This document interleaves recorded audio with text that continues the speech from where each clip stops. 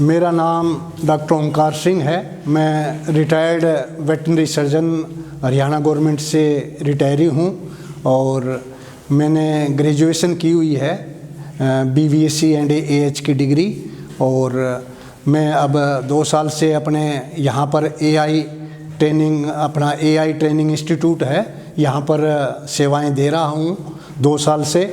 और इसमें अपना आज टॉपिक रहेगा रेबीज।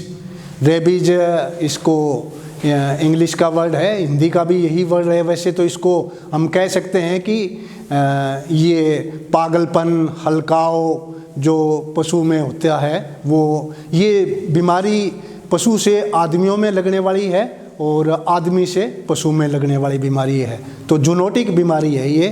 तो ये एक दूसरे एनिमल से आदमियों में और ह्यूमन बीइंग में और ह्यूमन बीइंग से उसमें एनिमल में लगने का खतरा होता है। तो इसमें ये बीमारी लगती कैसे? वैसे तो ये वायरल डिजीज़ है। ये वायरल डिजीज़ ये आपको पहले भी बताया था कि बैक्टीरियल डिजीज़ होती हैं, वायरल डिजीज़ होती हैं, प्रोटोजोन डिजीज़ होती हैं। तो ये जो डिजीज़ हैं ये वायरस के द्वारा बीमारी होती है और ये रेब्डो वायरस होता है, उसके द्वारा ये बीमारी फैलती है और बीमारी ये रेबीज होती है। तो इसमें किसके द्वारा बीमारी होती है? ये अपने एनिमल होते हैं, जैसे कि कुत्ता है और बिल्ली और नेवला, गिलहरी और फोक्स, ये जो गिद्दड़ वगैरह होते हैं, और इसके चमगादड़, इनके द्वारा ये बीमारी फैलती है इनके काटने से। और इनके वैसे ये जो जैसे कुत्ता होता है तो वो कैरियर भी होता है। यदि कुत्ता उसमें पागलपन भी आ जाता है और वो वायरस को रखने वाला होता है, उसमें वायरस होता है। वो यदि सिंपल भी कुत्ता है, वो भी यदि किसी को काट लेता है तो उससे भी अपने ये बीमारी फैलने का एनिमल में या आदमी को उसमें खतरा होता है।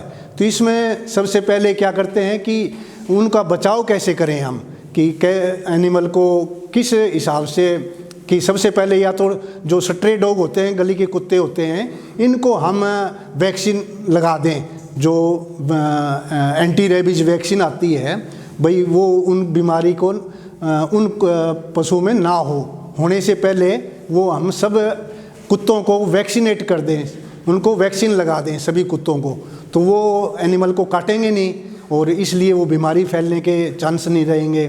और दूसरे जो एनिमल होते हैं, जैसे कि नेवला होता है, गिलहरी, ये तो कम ही होते हैं जो कि मतलब पशु को काटते हैं, क्योंकि उस जगह पर फार्म वगैरह में या घर में इस तरह की ये चीज़ें कम ही देखने को मिलती हैं। लेकिन कुत्ता फिर भी हमें घर में पालते हैं तो उसका भी खतरा होता है। इसलिए सबसे पहले कुत्ते को हम वैक्सीन लगा दें और उससे फिर बचाव हो जाएगा। स्ट्रे डॉग हैं, जैसे गांव में कुत्ते होते हैं, उनको सभी को वैक्सीन लगा के हम बचा सकते हैं। तो इसके लक्षण क्या दिखते हैं, इसका टाइम कितने टाइम के बाद हो जाती है, ये इसका कोई विशेष नहीं है। इसमें एनिमल में 5 से 6 महीने में भी कुत्ता काटने के बाद हो सकती है बीमारी। और ह्यूमन बीइंग में, आदमियों में, ह्यूमन में 14 से 90 दिन में रिकॉर्ड किया गया है। और कम से कम 1 साल के बाद भी बीमारी आ जाती है। तो इसका कोई फिक्स वो टाइम नहीं है कि भाई इतने दिन के बाद ही ये बीमारी काटने के बाद होगी। तो ज़्यादा टाइम में भी ये बीमारी देखने को मिल जाती है। 1 साल के बाद भी काफ़ी ह्यूमन बीइंग में रिकॉर्ड किए गए हैं कि देखी गई है ये बीमारी। इसमें बीमारी में लक्षण क्या दिखते हैं? इसमें सबसे पहले तो क्या होता है कि इसमें पशु है वो पागल हो जाता है, मुंह से उसके लार गिरने लग जाती है और इसमें पशु बोलने लग जाता है। दूसरा, पशु बोलने लग जाएगा, रांभने लग जाता है, बेलोइंग बोलते हैं इसको। और उसमें क्या है कि बार बार पेशाब करने लग जाता है एनिमल। गाय या भैंस है, इसमें पेशाब बार बार करने लग जाते हैं और खाना पीना बिल्कुल पशु छोड़ देता है। और ये फ्यूरियस फॉर्म में होती है, उसमें एनिमल काफ़ी एक्टिव हो जाता है। और कई बार एनिमल, जैसे गाय या भैंस है, वो फार्मर को मारने की कोशिश करता है, उसको चोट पहुंचाने की या बाइटिंग करने की भी कोशिश करता है, काटने की भी कोशिश करता है। जैसे कुत्ता है तो वो काटने की कोशिश करेगा, गाय भैंस है तो वो चोट मारने की कोशिश करते हैं। तो इसमें इस तरह के ये लक्षण पशुओं में आ जाते हैं और कुछ टाइम के बाद 1 या 2 दिन के बाद एनिमल की अधरंग आ जाता है, पैरालिसिस हो जाता है और अल्टीमेटली एनिमल की डेथ हो जाती है। 1 या 2 दिन में एनिमल की डेथ हो जाएगी। दूसरा एक डम फॉर्म में है कि उसमें थोड़ा सुस्त रहता है एनिमल, पीछे वाला हिस्सा अधरंग आ जाता है, पैरालिसिस हो जाता है और मुंह से लार गिरती है उसकी और वो पीछे से एनस से जो गुदा मार्ग होता है उससे जब हवा ले जाता है और छोड़ता है तो उसकी आवाज़ भी आने लग जाती है। अल्टीमेटली उसकी भी 48 घंटे के बाद या 72 घंटे के बाद उसकी डेथ हो जाती है एनिमल की। तो ये इस बीमारी के लक्षण हैं और इस बीमारी से एक होने के बाद कोई इलाज नहीं होता। इलाज सिर्फ पहले होता है या हमें पता चल जाए कि इसका इलाज हम क्या करें। जैसे कोई पागल कुत्ता है वो किसी पशु को काट लेता है तो उस जो काटे हुए जगह है वो जख्म हो जाता है, वहाँ पर उसको हम साबुन से 3-4 बार साफ पानी से धो दें और उसके ऊपर एंटीसेप्टिक सॉल्यूशन जैसे कि अपनी बीटाडीन आती है वो हम 2-3 दिन तक लगातार उसके ऊपर लगाते रहें। यही इसका बचाव है। यदि उसके लक्षण आ जाते हैं एनिमल में फिर वो उसकी डेथ निश्चित है, मरेगा ही मरेगा वो एनिमल लक्षण आने के बाद, चाहे आदमी हो, ह्यूमन बीइंग हो या पशु हो, लक्षण आने के बाद में डेथ उसकी निश्चित है, उसकी मृत्यु निश्चित है। इससे पहले हम उसके बचाव कर सकते हैं और उसको वैक्सीन लगा सकते हैं। जैसे कि उसको किसी कुत्ते ने किसी एनिमल को काट लिया, गाय या भैंस को, तो उस जगह पर हमें एंटीसेप्टिक लगाते रहें और वैक्सीन करते रहें। उसको वैक्सीन करने का भी अलग अलग तरीका है। जैसे कि पहले हम लगाएंगे पहले जैसे आज ही किसी को एनिमल को काटा है तो उसको हम 0 डेज बोलते हैं कि 0 डेज में वैक्सीन लगाएंगे। वैक्सीन का नाम है रक्षारैब के नाम से आती है, 1 ml लगाते हैं, इंट्रामस्कुलर लगाते हैं वो वैक्सीन।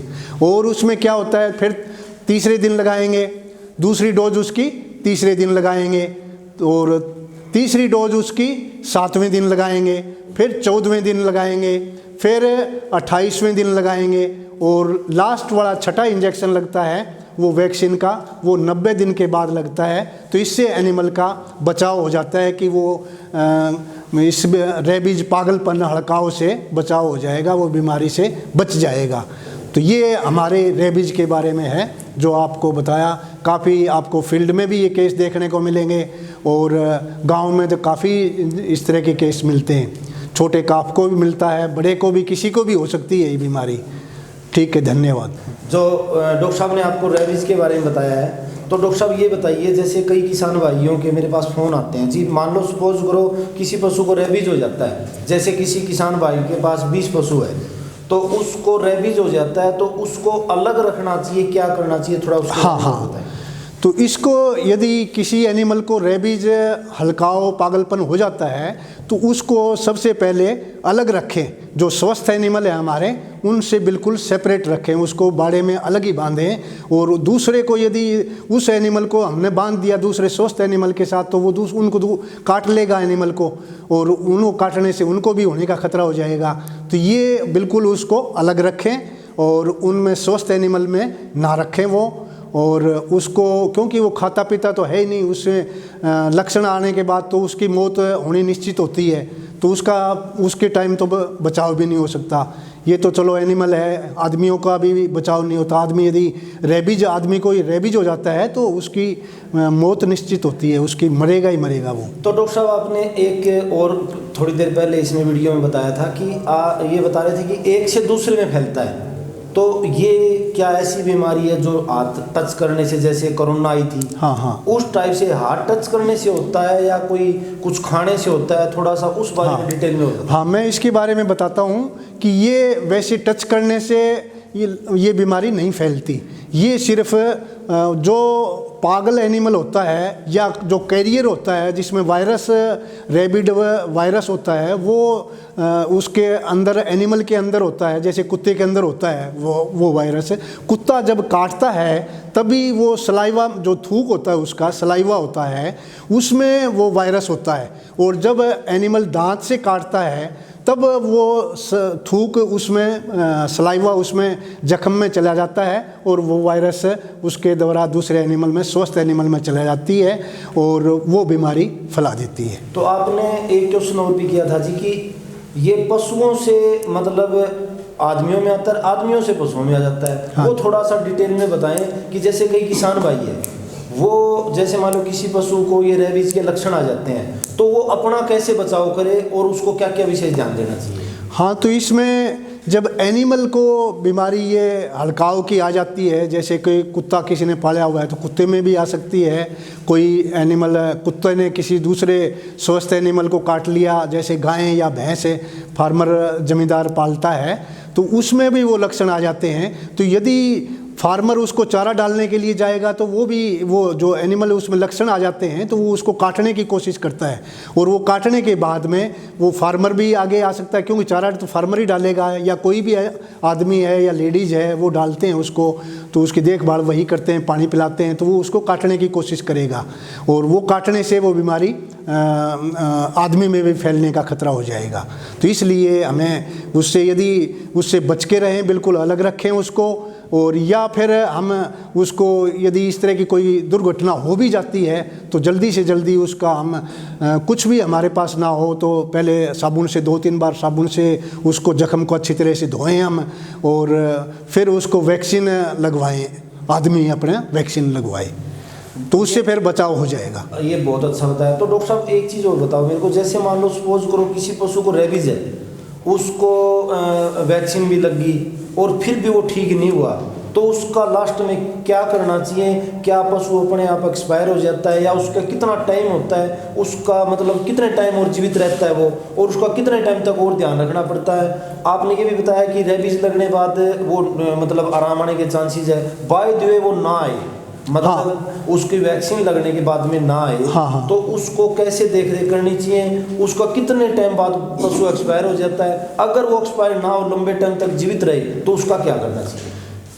यदि एनिमल उसमें हमने वैक्सीन टाइम पे लगा दी और एनिमल को फिर बचाव हो जाता है, और अगर ना हो, यदि उसमें एनिमल बीच में ही आ जाता है, जैसे वैक्सीन हमने 6 टीके लगते हैं अलग अलग टाइम के हिसाब से, तो यदि बीच में ही वो एनिमल को हल्काव आ जाता है, रेबीज हो जाता है, तो फिर उसको बिल्कुल अलग रखना चाहिए और उसका बचाव नहीं है, वो उसकी डेथ निश्चित है। उसमें 10 दिन के अंदर अंदर लक्षण आने के 10 दिन से पहले उसकी डेथ हो जाती है, और कई में ज़्यादातर केसों में 3-4 लक्षण आने के बाद 3-4-5 दिन में, 1 हफ्ते के अंदर डेथ हो जाती है उसकी। तो उसको बिल्कुल अलग ही बांध के रखना चाहिए, अलग पेड़ के साथ, या कोई ऐसी जगह हमने रखें कि कोई ना तो आदमी जा पाए उस जगह पर, और ना ही कोई स्वस्थ पशु हैं वो जा सकें। तो साथियों, डॉक्टर साहब ने बहुत अच्छे तरीके से बताया है। अगर आपका भी कोई इसी प्रकार से कोई क्वेश्चन हो रेबीज के बारे में तो आप कमेंट में इसके बारे में जानकारी दे सकते हैं। धन्यवाद।